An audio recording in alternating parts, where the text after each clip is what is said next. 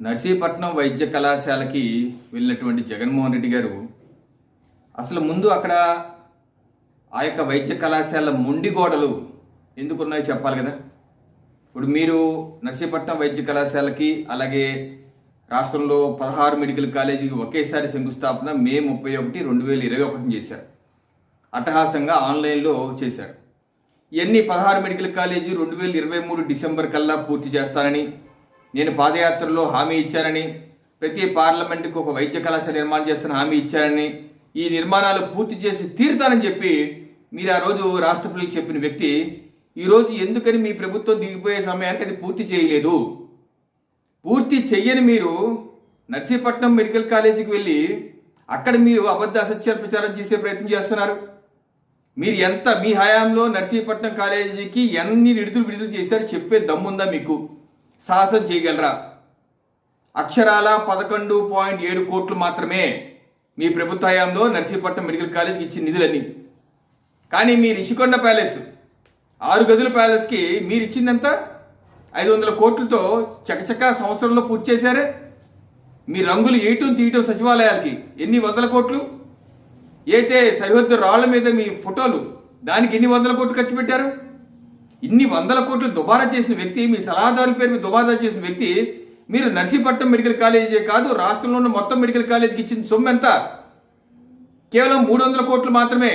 మీ హయాంలో ఖర్చు అయింది 1550 కోట్లు అయితే దానిలో కేంద్ర ప్రభుత్వం 1100 కోట్లు ఇస్తే మీరు 450 కోట్లు ఖర్చు పెట్టారు. దానిలో 150 కోట్లు గుర్తించాలి ఇంకా ఇవ్వలేదు.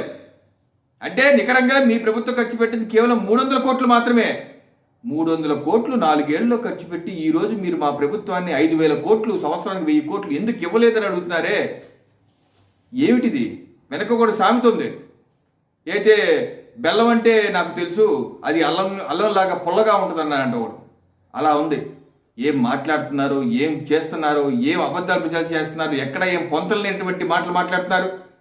సమాధానం చెప్పవలసిన మీరు మమ్మల్ని ప్రశ్నలు అడుగుతారా? మా ప్రభుత్వాన్ని ప్రశ్నలు అడుగుతారు. మీరు సమాధానం చెప్పాలి. ఎందుకు ఖర్చు పెట్టలేదు? ఎందుకు 300 కోట్లే ఇచ్చారు? ఎందుకు రిషికొండ ప్యాలెస్కి 500 కోట్లు ఖర్చు పెట్టారు?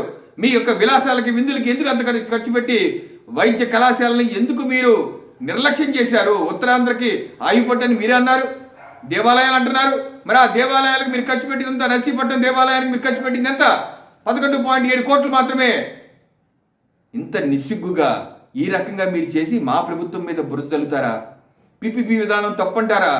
పీపీపీ విధానం తప్పైతే మీరు అయితే 16 మెడికల్ హబ్లు పీపీపీ విధానంలో, ప్రైవేట్ పబ్లిక్ పార్ట్నర్షిప్ విధానంలో 16 మెడికల్ హబ్లు నిర్మాణం చేస్తామని చెప్పి మీరు టెండర్లు ఎందుకు ఇచ్చారు నేను అడుగుతున్నాను.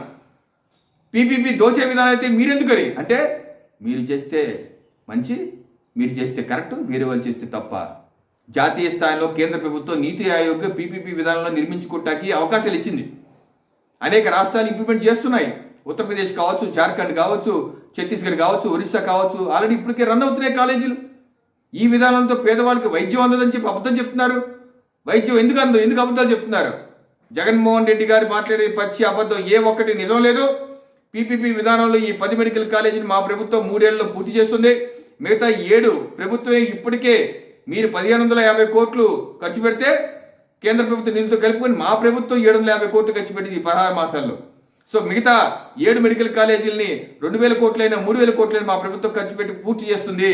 పేదవాడికి వైద్య విద్య కూడా ఇంకా మెరుగ్గా ఉంటుంది. జగన్ ప్రభుత్వ విధానం వల్ల కేవలం 100కి 42 మాత్రమే ఉచిత సీట్లు వస్తే మా ప్రభుత్వ పీపీపీ విధానం వల్ల 100కి 50 సీట్లు ఉచితంగా రాబోతున్నాయి.